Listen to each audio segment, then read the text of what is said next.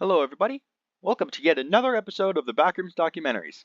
Episode 8 will showcase 3 entities in one video, along with episodes 9 and 10.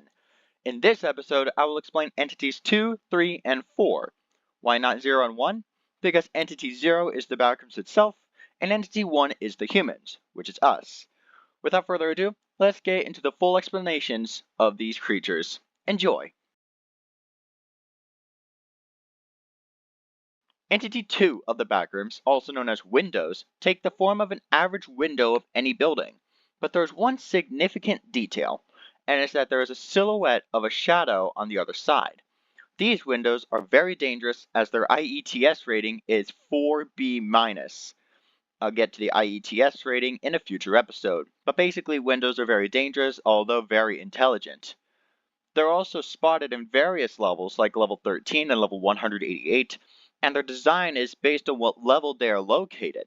For example, if a window entity were to live in a wooden environment, the frame of the window would be made out of wood. Other times, they also have a decaying appearance, but that does not go for metal windows, which look very pristine. Windows are also very commonly located on levels 1 and 2, with other windows in level 1 don't have a shadow behind them, or can even be portals to level 1.5. Windows also choose a target once it comes close to the entity.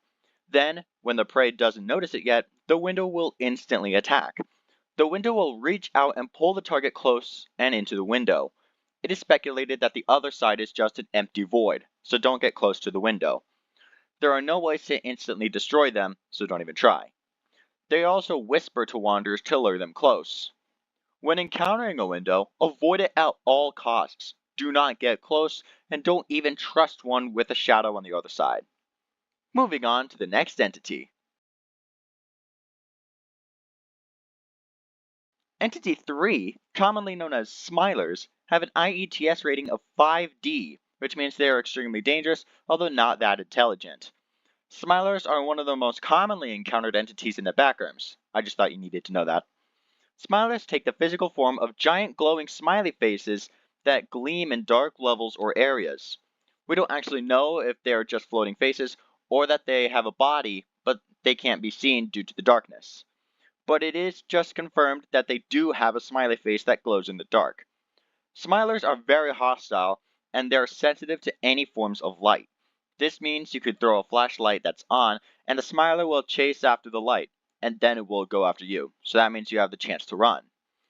There is an object called Smiler repellent, but I'll get more onto that in a future episode, but they're basically forms of liquid that halt a Smiler's aggression. Use it while you can. You can just use it at any time, at any encounter with any Smiler. Moving rapidly, although, and often fleeing, will cause the Smiler to act more aggressive and will chase the target. Once you run into these fierce entities, you should always make eye contact, along with not making a single bit of noise. If you can, use a bottle of Smiler repellent, if you have one. Make sure to throw a light source that's on, and throw it away from you and into an area that you won't go into. This will cause the Smiler to chase after it, and then after you. So make sure that you can outrun them. You should never, under any circumstances, make any noises. Also, don't even try running. You can only run if the Smiler is currently chasing you. Then you can run. You also shouldn't keep your light sources on if you're still holding them.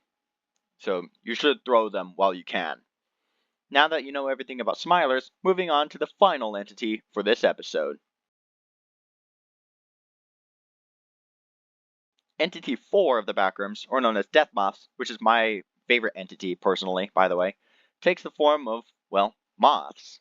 Their IETS rating is 3E+, which means they can be dangerous based on the variations.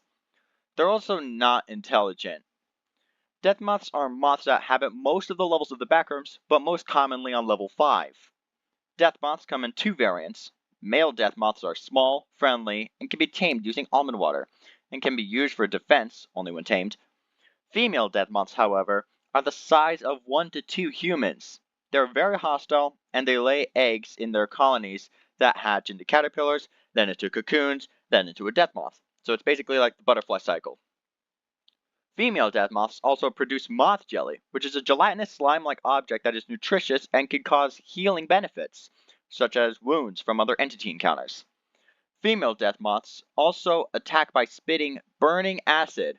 Ouch. The more dangerous the level these death moths are in, the more aggressive they are. The level with the most aggression from death moths is called the hive, which I'll explain about in a future episode. When encountering a death moth, do not be afraid of the males. If you do have almond water, you can even tame them, and they'll follow you around and you can even use them for defense. You should still approach a death moth with extreme caution, and do not get aggressive towards death moths, especially near their nests.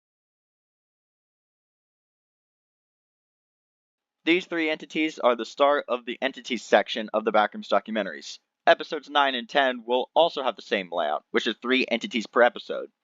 There will be other episodes where I just go over one entity, but those types of entities are rare or powerful. Until then, I will see you in the next episode, and I am Logan the Backrooms Nerd. Have a great day, everyone.